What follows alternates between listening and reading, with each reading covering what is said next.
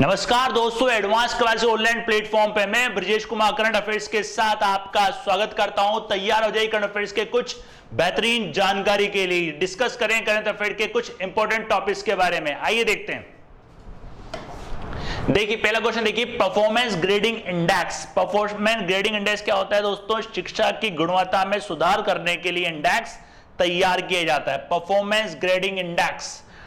और ये जो इंडेक्स है दोस्तों, स्कूली शिक्षा में परफॉर्मेंस ग्रेडिंग इंडेक्स में सबसे ऊपर जो है वो है पंजाब। ध्यान रखना, सबसे ऊपर है पंजाब। अब जो ये इंडेक्स है इसमें और राज्यों की क्या भूमिका रही है उसके बारे में भी देखेंगे। ध्यान रखना दोस्तों, परफॉर्मेंस ग्रेडिंग इंडेक्स 2019 एंड 20 के बेसिस पे ये तैयार किया गया, मिनिस्ट्री ऑफ एजुकेशन के अंडर में ये आता है, राइट। इसमें लिखा हुआ has been release by DoSEL ministry of education, right. देखते हैं इसके बारे में। ये देख सकते हैं दोस्तों, इंप्रूव परफॉर्मेंस। काफी सारे राज्यों ने अपनी परफॉर्मेंस को इंप्रूव करा है। उस इंप्रूव परफॉर्मेंस की बात करते हैं। देखिए, अगर टॉप स्टेट की बात करूं मैं, टॉप स्टेट कौन कौन सी जिसने अपना परफॉर्मेंस इंप्रूव करी है, तो इसमें आप देख सकते हैं पहले नंबर पर है पंजाब। बताया था मैंने आपको, पहले नंबर पर है पंजाब, जिसकी 1000 में से जिसने 929 अंक प्राप्त किए हैं इंप्रूवमेंट में। और चंडीगढ़ ने दोस्तों 912 अंक और तमिलनाडु ने प्राप्त किए 906 अंक एजुकेशन इंप्रूव में।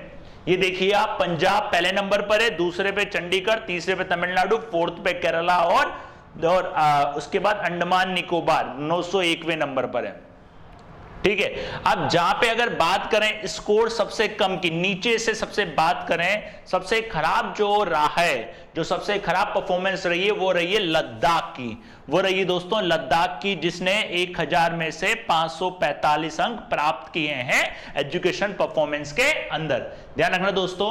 और उसके बाद मेघालय, फिर नागालैंड, अरुणाचल प्रदेश, फिर छत्तीसगढ़। मतलब आप देख सकते हो ये वो हैं जिनकी जो परफॉर्मेंस है वो खराब रही है एजुकेशन लेवल में। और Andaman Nicobar, island, Arunachal Pradesh, Manipur, Pondicherry, Punjab improvement score performance, उन्होंने अपने इंप्रूवमेंट में, अपने जो परफॉर्मेंस में उसमें इंप्रूव करा है। और ये करा है कितने तक? 10% तक इन्होंने इंप्रूव करा है, राइट। और 2018 की बात करें, जो ये पंजाब था दोस्तों, ये 918वें नंबर पर था। ध्यान रखना, 918 नंबर पे था। अब 19-20 में ये आ चुका है 929 नंबर से पहले नंबर पर। 18 से 29 में ये हो चुका है, मतलब इसने अपने परफॉर्मेंस में इंप्रूव किया है। अभी कैसे तैयार होता है दोस्तों, देखते हैं। देखिए, इसमें जो तैयार किया जाता है, इसमें जो पैरामीटर लिए जाते हैं दोस्तों, ये पैरामीटर लिए जाते हैं लर्निंग आउटकम एंड क्वालिटी। मतलब एक स्कूल के अंदर, एक एजुकेशन स्टेट के एजुकेशन सिस्टम के अंदर लर्निंग आउटकम एंड क्वालिटी कैसी है, उनमें ये टोटल अंक है, इसमें से ये दिए जाते हैं, टोटल अंक होते हैं। ध्यान रखना दोस्तों, टोटल अंक दिए जाते हैं। ये किसी का मैं एग्जांपल के तौर पे मैंने आपको बताया है। मतलब इसमें जो लिया जाता है वो देखना, लर्निंग और आउटकम क्वालिटी ये नंबर होते हैं। और शिक्षा की पहुंच मतलब देश के, मतलब उस राज्य के प्रत्येक बच्चे के पास जो शिक्षा का हकदार है उस तक शिक्षा की पहुंच है कि नहीं है, या इस तरीके के स्कूल बनाए जाएं जहां पे बच्चे आसानी से पहुंच पाए, वो पूरा देखा जाता है इसके अंदर। बुनियादी सुविधा, स्कूल के अंदर बुनियादी सुविधा कैसी है, मतलब आप जानते हैं आजकल मिड डे मील की सुविधा है, उसके अलावा टीचर वगैरह, बुनियादी कंप्यूटर शिक्षा, काफी कुछ उसके अंदर होना चाहिए, वो पूरा देखा जाता है। समान शिक्षा मतलब लड़के हो चाहे लड़की हो, सबके लिए समान अवसर समान होने चाहिए। गवर्नेंस प्रोसेस क्या है, वहां पे ऑनलाइन प्रोसेस क्या यूज किया जाता है, शासन कैसा है, उसके बेसिस पे ये पैरामीटर तैयार किए, उसके बेसिस पे उनको अंक दिए जाते हैं। देखिए, ये performance index, education performance index राज्यों की स्कूली शिक्षा के क्षेत्र में परिवर्तन परिणामों में।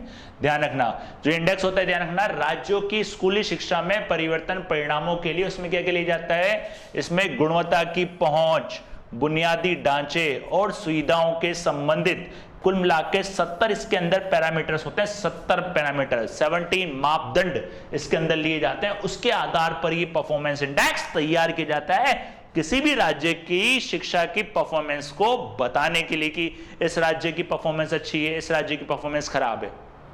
राइट दोस्तों, ध्यान रखिएगा। तो इसमें पहले नंबर पर है पंजाब, पहले नंबर पे ध्यान रखिएगा दोस्तों पंजाब, जिसकी परफॉर्मेंस काफी बेहतर है और काफी उसने इंप्रूवमेंट भी करी है 10% तक। राइट, नेक्स्ट देखते हैं दोस्तों। नेक्स्ट देखिए, रिजर्व बैंक ऑफ इंडिया द्वारा, आरबीआई जानते हैं दोस्तों, काफी बार आपको बताया भी है, इसकी स्थापना 1935 को ही थी और इसका जो राष्ट्रीयकरण है दोस्तों, राष्ट्रीयकरण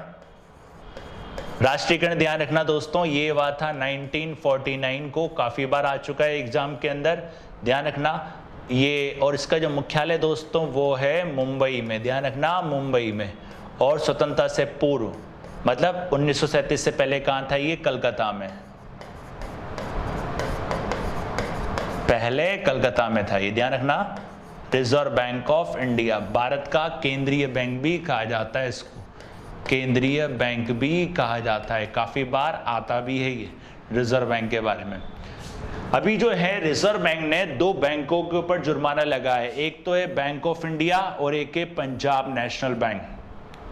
इन दोनों पे रिजर्व बैंक ने जुर्माना लगाया। जुर्माना जो लगाया है, एक खाते में धोखाधड़ी का पता लगाने से संबंधित समीक्षा की धोखाधड़ी निगरानी रिपोर्ट प्रस्तुत की गई है। मतलब एक खाते था जिसके अंदर धोखाधड़ी हुई थी और उसकी पूरी रिपोर्ट पेश की गई, तो उसमें धोखाधड़ी पाई गई, तो आरबीआई ने क्या करा, उस पर जुर्माना लगा दिया। तो आरबीआई क्या करता है, ऐसे बैंक, अभी आपको याद हो एचडीएफसी पे भी जुर्माना लगाया था आरबीआई ने, ऑटो लोन में कुछ उसमें समीक्षा पाई गई थी। कोई भी काफ़ी सारे बैंकों पे आरबीआई जुर्माना लगा चुका है, जैसे कोई बुक वगैरह या कोई भी किसी भी नियम का उल्लंघन करने पर आरबीआई उन पर धोखाधड़ी का जुर्माना लगाता है। कोई सा भी धोखाधड़ियों के वजह से संबंधित हो या कोई भी अनियमित तरीके से कोई ऋण बांटा गया हो या अनियमित तरीके से कुछ ऐसा काम किया हो जो नहीं करना चाहिए, वो कर दिया किसी बैंक ने, तो आरबीआई पे जुर्माना लगा दो कि आरबीआई को ये अधिकार दिया गया, आरबीआई को बैंकों का बैंक भी कहा जाता है। याद रखना दोस्तों, बैंक ऑफ इंडिया, ध्यान रखना बीओआई, बैंक ऑफ इंडिया, इस पे 4 करोड़ का जुर्माना है। इसकी स्थापना ध्यान रखना दोस्तों 1906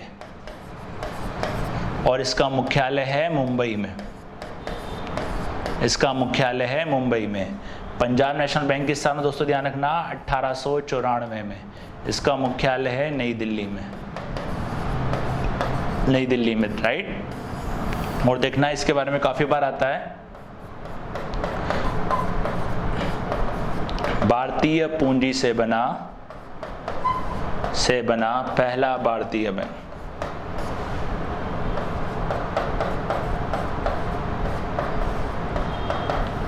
भारतीय पूंजी से बना पहला भारतीय बैंक, ध्यान रखना दोस्तों पंजाब नेशनल बैंक। और इसकी स्थापना किसके द्वारा की गई थी दोस्तों? लाला लाजपत राय द्वारा,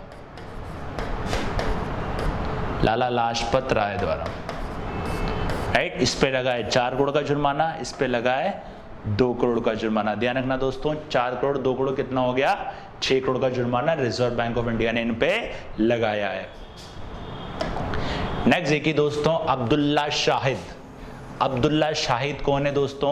ये जो है अब्दुल्ला शाहिद, ये आपके मालदीव के विदेश मंत्री हैं। ध्यान रखना दोस्तों, ये आपके मालदीव के विदेश मंत्री हैं,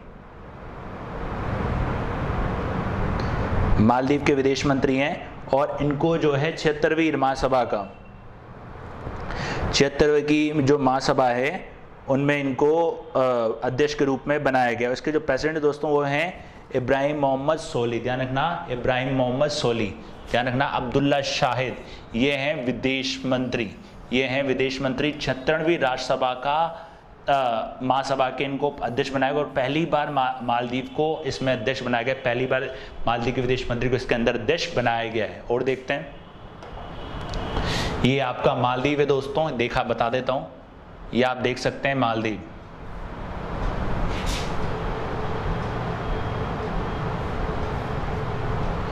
ये मालदीव है, ये देख सकते हैं मालदीव। ये श्रीलंका आ गया और ये इसका कोलंबिया, कोलंबा, ध्यान रखना कोलंबा। ये देख सकते हैं आपका कहाँ पे? ये अरब सागर में, ये है आपका अरब सागर में, ये है अरब सागर में, ध्यान रखना दोस्तों, ये है आपका अरब सागर में मालदीव,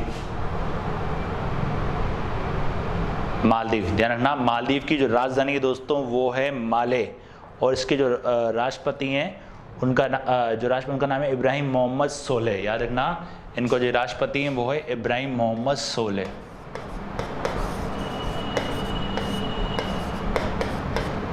मोहम्मद सोलेह,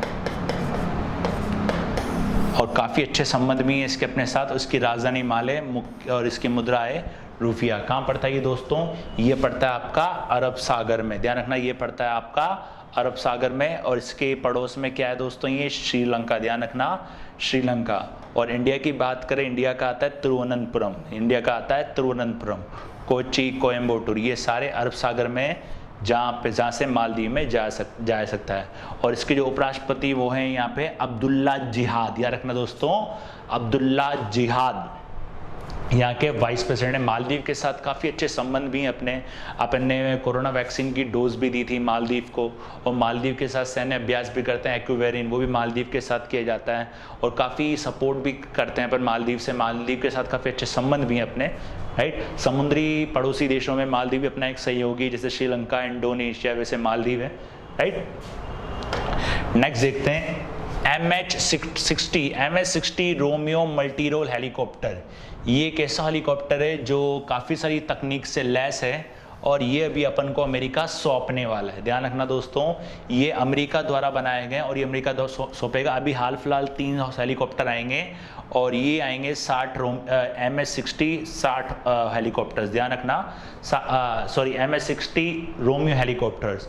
और इन 24 हेलीकॉप्टर के बीच करार हुआ है MH-60 खरीदने के लिए, और ये पूरा 16,000 करोड़ रुपए का प्रोजेक्ट है। 16,000 करोड़ रुपए का इसका प्रोजेक्ट है, पर पहली खेप में अपन को ये 3 हेलीकॉप्टर मिलेंगे, धीरे धीरे ये पूरे मिलते जाएंगे। अब इसके बारे में देखते हैं इसमें क्या खास है। और ध्यान रखना, ये भारत और अमेरिका के बीच संबंध को बढ़ाने के लिए भी है, और भारत और अमेरिका के बीच के संबंध को ये बताता भी है। अब ये देखिए, जो हेलीकॉप्टर है ये MH-60 नाम है इसका। MH-60 रोमियो जो हेलीकॉप्टर है, मल्टी मोड रडार और नाइट विजन उपकरणों के साथ हेल फायर मिसाइलों, टारपीडों और सटीक निर्देशों हथियारों से लैस होंगे। ध्यान रखना, सारे हथियारों से ये हेलीकॉप्टर लैस होंगे, और हेलीकॉप्टर को पनडुब्बियों का शिकार करने के साथ साथ हवाई जहाज़ों को, मतलब जहाज़ों को खदेड़ने और समुद्र में खोज और बचाव अभियान चलाने के लिए भी डिज़ाइन किया गया है। ध्यान रखना, उसके लिए भी इसको डिज़ाइन किया है। MH-60 Romeo multi mode radar. ध्यान रखना, MH-60, ये आपका MH-60, राइट। तो ये काफ़ी अच्छे हेलीकॉप्टर होंगे। हाल फिलहाल ये 3 हेलीकॉप्टर मिलेंगे, और धीरे धीरे क्या होगा, इनकी खेप को बढ़ा दिया जाएगा। धीरे धीरे इनकी खेप को बढ़ा दिया जाएगा, राइट। नेक्स्ट देखते हैं। नेक्स्ट देखिए, the times 50 most desirable women 2020। दोस्तों इनको तो जानते ही होंगे आप लोग, काफ़ी फेमस हुई थी रिया चक्रवर्ती। सुशांत राजपूत मतलब आत्महत्या के केस में फेमस हुई थी, बाकी इनको कुछ लगा नहीं, कुछ आरोप लगाने। विभिन्न क्षेत्रों में 40 सबसे कम उम्र की महिला की सुविधा, मतलब इसके अंदर लिया गया है, सुविधा को देखते इसमें लिया गया, ये इंडेक्स बनाया गया है, और इसके अंदर रिया चक्रवर्ती नंबर 1 स्थान हासिल किया है। रिया चक्रवर्ती ने नंबर 1 स्थान हासिल किया है, और एडलिना कैस्टलिना जो मिस यूनिवर्स में 2020 में तीसरी रनर अप थी, दूसरा स्थान इसने हासिल किया है। उसके अलावा दिशा पाटनी भी है, कियारा आडवाणी और दीपिका पादुकोण भी है तीसरे, चौथे और 5वें नंबर पर। देन डिजायरेबल वुमेन सुविधा 40 से कम उम्र की महिलाओं को इसके अंदर शामिल किया है विभिन्न क्षेत्रों में, राइट। ये तैयार किया है डिजायरेबल वुमेन। नेक्स्ट देखते हैं, बाकी कुछ इसके अंदर खास नहीं है। नेक्स्ट देखिए, विश्व प्रत्यायन दिवस। विश्व प्रत्यायन दिवस कब मनाया जाता है? विश्व प्रत्यायन दिवस कब मनाया जाता है? ये मनाया जाता है दोस्तों आपका, ये 9 जून को डे मनाया जाता है। ध्यान रखना, और 9 जून को आता है ये प्रत्यायन दिवस।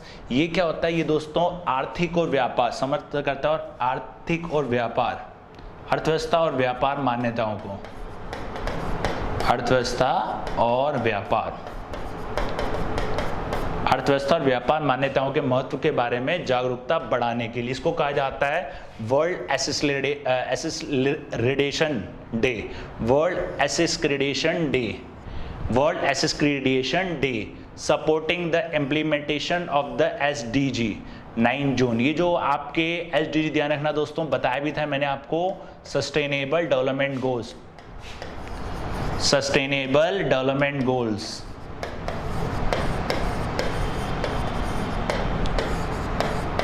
सस्टेनेबल डेवलपमेंट गोल्स जो है सतत विकास लक्ष्य, उसके तहत ये काम करेगा।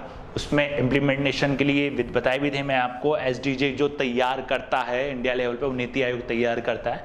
और इस साल आपको याद हो पहले नंबर के अंदर कौन था, केरला, बताया भी था मैंने आपको लास्ट लेक्चर में। ध्यान रखना, व्यापार और अर्थव्यवस्था में मान्यता भूमि को बढ़ावा देने के लिए, ध्यान रखना, व्यापार और अर्थव्यवस्था में मान्यता भूमि को बढ़ावा देने के लिए, उसका विषय ध्यान रखना, प्रत्ययन सतत विकास लक्ष्यों के कार्यान्वयन का समर्थन करना, प्रत्ययन सतत विकास लक्ष्यों के कार्यान्वयन का समन्वय करना। आपको याद है सस्टेनेबल जो गोल्स हैं, इसके अंदर कितने गोल हैं दोस्तों, 17 गोल इसके अंदर लिए गए। ध्यान रखना 17 गोल हैं। 17 गोल मैंने आपको बताया था, एक सामान्य व्यक्ति के लिए गोल, शिक्षा, पुवर्टी या समानता, इस प्रकार के गोल हैं वो इसमें शामिल लिए गए। और मान्यता के महत्व को बढ़ाने और जागरूकता फैलाने, अर्थव्यवस्था और व्यापार में, ध्यान रखना। और उसके बाद देखिए अंतर्राष्ट्रीय प्रत्ययन फोरम और अंतर्राष्ट्रीय प्रयोगशाला प्रत्ययन संयोग से के द्वारा संयुक्त रूप से ये डे स्थापित किया गया है, संयुक्त रूप से ये डे स्थापित किया गया है। देखिए दोस्तों ज़्यादा इसमें याद रखने की आवश्यकता नहीं है, मेरा तो काम था आपको पूरा बताना। बस आप ध्यान रखिए विश्व प्रत्ययन दिवस 9 जून को मनाया जाता है। किस लिए मनाया जाता है, व्यापार अर्थव्यवस्था को मान्यता की भूमि को बढ़ाने के लिए। किसके अंदर, सस्टेनेबल डेवलपमेंट गोल्स, मतलब सतत विकास लक्ष्यों के लिए, सतत विकास लक्ष्यों के लिए, राइट। ध्यान रखना दोस्तों। नेक्स्ट देखते हैं BAFTA, BAFTA TV award 2021, BAFTA TV award 2021, British academy television award. ध्यान रखना ब्रिटिश एकेडमी टेलीविजन अवार्ड है ये बाफ्टा। और बाफ्टा ये हर साल दिए जाते हैं, ब्रिटिश टीवी के अंदर दिए जाते हैं ये, British academy of film and television. ध्यान रखना बाफ्टा, ब्रिटिश एकेडमी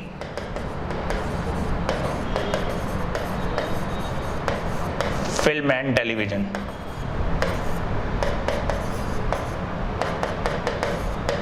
लंदन के अंदर आयोजित हुए थे और लंदन के टेलीविजन सेंटर ऑफ में फिल्माए गए थे और रिचर्ड और आयोडे द्वारा ये होस्ट किए गए थे, रिचर्ड और आयोडे द्वारा ये होस्ट किए गए थे। इसमें जो बेस्ट एक्ट्रेस हैं, प्रमुख अभिनेत्री हैं, वो थी माइकल कोयल। इनकी जो वो था, इनका जो सीरियल था उनका नाम था आई एम डिस्ट्रॉय यू, याद रखिएगा। और जो प्रमुख अभिनेता थे उनका नाम था पॉल मैस्कल, ध्यान रखिएगा दोस्तों, पॉल मैस्कल।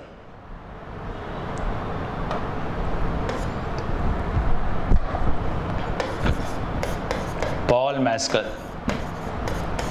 पॉल मैस्कल को दिया था, ये था नॉर्मल पीपल, इनका सीरियल था नॉर्मल पीपल। नाटक श्रृंखला के लिए, ड्रामा सीरीज के लिए दिया गया था मुझे भी बचाओ, save to me, save to me के दिया गया था। सर्वश्रेष्ठ हास्य, बेस्ट कॉमेडी प्रदर्शन चार्ली कूपर और एमिली वुड को दिया गया है, चार्ली कूपर, एमिली वुड। और सर्वश्रेष्ठ हास्य श्रृंखला, best comedy series under number 19, under number 19, ध्यान रखना। और मूल संगीत था हैरी अस्कॉट रोडकिल, हैरी अस्कॉट रोडकिल। ज़्यादा इंपॉर्टेंट नहीं है, बस आप मेन ध्यान रख लो, जैसे कि बेस्ट अभिनेत्री और बेस्ट अभिनेता, मेन ये आता है। और कहाँ से होता है ये, लंदन में। ज़्यादा कोई खास अवार्ड नहीं है, राइट, याद रखिएगा दोस्तों। नेक्स्ट देखिए चंद्रशेखर घोष, चंद्रशेखर जो घोष हैं, इनको बंधन बैंक के एमडी और सीईओ के रूप में फिर से नियुक्त किया गया, मतलब पहले भी थे, दोबारा से इनको नियुक्त किया गया है। और बंधन बैंक का मुख्यालय ध्यान रखना कोलकाता के अंदर है और इसकी स्थापना हुई थी दोस्तों 2001 में, राइट। और ध्यान रखना जो इसको लाइसेंस मिला था, लाइसेंस जो मिला था दोस्तों वो मिला था 2013-14 में, 2013 और 14 में इसको लाइसेंस मिला था।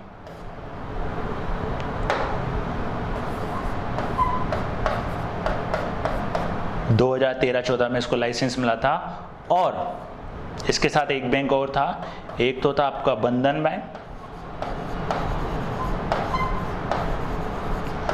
और एक बैंक था दोस्तों आपका IDFC, एक बैंक था बंधन बैंक और एक बैंक था आपका IDFC, उनको इसके अंदर लाइसेंस दिया गया था।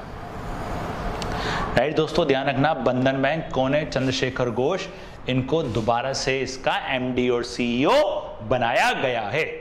नेक्स्ट देखते हैं, नेक्स्ट देखिए अनूप चंद्र पांडे। अनूप चंद्र पांडे दोस्तों ध्यान रखिएगा, अनूप चंद्र पांडे ये जो हैं ये केंद्र सरकार के चुनाव आयुक्त नियुक्त किए गए हैं। ध्यान रखना, केंद्र सरकार के चुनाव आयुक्त, केंद्र सरकार के चुनाव आयुक्त हैं दोस्तों, ये ध्यान रखना, चुनाव आयुक्त। अब अगर बात करें जो सदस्य होते हैं, देखिए चुनाव आयोग का जो गठन हुआ था दोस्तों 1950 में हुआ था, इसका मुख्यालय ध्यान रखिएगा दोस्तों नई दिल्ली में। अब अगर मुख्य चुनाव आयुक्त की बात करें तो वो हैं आपके कौन? सुशील चंद्रा, सुशील चंद्रा, सुशील चंद्रा याद रखिएगा।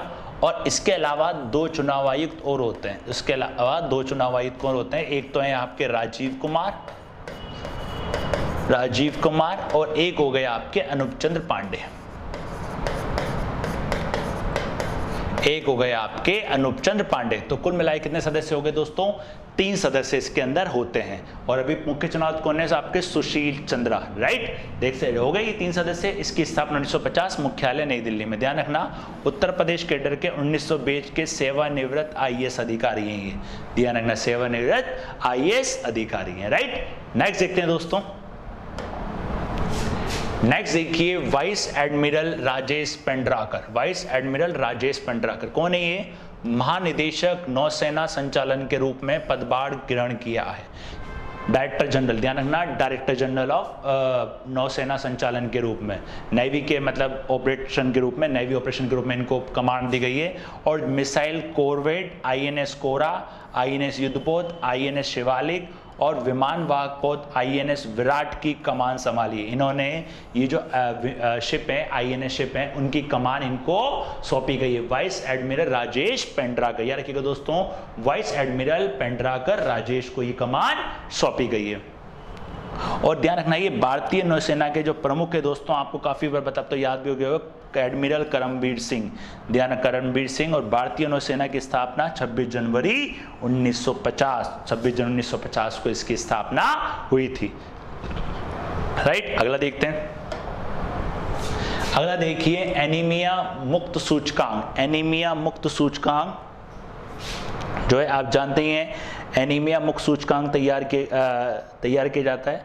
एनीमिया जो सूचकांक है ये जो बीमारी होती है जिसमें रक्त मतलब आप बोल सकते हैं एक रक्त की बीमारी होती है, इसमें एनीमिया, रक्त की कमी वगैरह हो जाती है, कुपोषण से होती है। और जो ये बीमारी होती है दोस्तों, ये बीमारी क्या होती है, काफ़ी मतलब जैसे गर्भवती महिलाओं को होती है, 5 साल से कम उम्र के बच्चों को होती है, या किशोर लड़कियों को होती है एनीमिया, और ये गैस स्तनपान उनको होती है। मतलब एक ब्लड से संबंधित बीमारी है, ये ब्लड से संबंधित बीमारी है। उस एनीमिया को मुक्त करने के लिए एक सूचकांक बनाया जाता है, एनीमिया मुक्त भारत सूचकांक, एनीमिया मुक्त रक्ताल्पता जिसको बोलते हैं, रक्ताल्पता। तो ध्यान रखना वो होता है एनीमिया। इसमें जो अच्छा काम करा है वो करा है मध्य प्रदेश ने। ध्यान रखना सूचकांक में नंबर 1 पे मध्य प्रदेश, फिर सेकंड पे उड़ीसा, और इसमें 3rd नंबर पर है हिमाचल प्रदेश। ध्यान रखना एनीमिया के लिए, एनीमिया मुक्त भारत इंडेक्स में, एनीमिया मुक्त भारत इंडेक्स है जिसमें ये आया है, राइट। ध्यान रखना बाकी इसमें ऐसा कुछ खास नहीं है। एनीमिया ध्यान रखना रक्त से संबंधित एक बीमारी होती है, रक्ताल्पता। नेक्स्ट देखिए आईफिमलिया, ध्यान रखना आईफिमलिया नामक एक नया वैश्विक डेटाबेस लॉन्च किया गया है। अब ये जो डेटाबेस तैयार किया इसको तैयार करा है इंटरपोल, इसको बोलते हैं इंटरनेशनल पुलिस, इंटरनेशनल पुलिस। ध्यान रखना दोस्तों इंटरनेशनल पुलिस, इंटरपोल। इसकी स्थापना हुई थी 1923 और इसके जो अध्यक्ष किम जोंग यांग, और इसका मुख्यालय ध्यान रखना दोस्तों फ्रांस में। अभी तैयार करा है लापता व्यक्तियों की पहचान करने के लिए इंटरपोल ने पारिवारिक DNA के माध्यम से तैयार किया है। इंटरपोल अत्याधुनिक वैज्ञानिक अनुसंधान लागू करता है, अत्याधुनिक वैज्ञानिक अनुसंधान को लागू करने के लिए, ध्यान रखना अत्याधिक वैज्ञानिक अनुसंधान को लागू करने के लिए और लापता व्यक्तियों की पहचान करने के लिए इंटरपोल ने पारिवारिक डीएनए के माध्यम से तैयार किया है आई फैमिलियम। ध्यान रखना आई फैमिली, इसके बारे में देखते हैं। ये आई फैमिली आप देख सकते हैं, इसमें डीएनए अनआइडेंटिफाइड बॉडी का डीएनए और इसमें DNA from biological relative missing, ये दोनों डीएनए को आपस में मिक्स किया गया है। उसके बाद इसमें आई फैमिली डेटाबेस पूरा तैयार कर दिया गया। फिर इस डीएनए को एनालिसिस किया जाएगा, इसमें डीएनए मैचिंग सॉफ्टवेयर है, ये डीएनए को मैच करेगा और फिर इंटरप्रिटेशन गाइडलाइन, फिर ये गाइडलाइन देगा हाँ भाई ये डीएनए इसके साथ मतलब मिक्स हो जाएगा, इस प्रकार के ये काम करेगा। और ये दिया जाएगा दुनिया भर में लापता व्यक्तियों या अज्ञात मानव अवशेषों की पहचान करने के लिए रिश्तेदारों के डीएनए का उपयोग इसके अंदर किया जाएगा। तो इस प्रकार से काम करेगा। ध्यान रखना आई फैमिलिया ये तैयार किया है। आई फैमिलिया किसने तैयार किया दोस्तों? इंटरपोल ने, राइट। ये थे आपके करंट अफेयर्स के कुछ इंपॉर्टेंट टॉपिक की जानकारी। जुड़े रहिए नेक्स्ट क्लास के लिए, नेक्स्ट नए टॉपिक्स के लिए। तब तक के लिए धन्यवाद।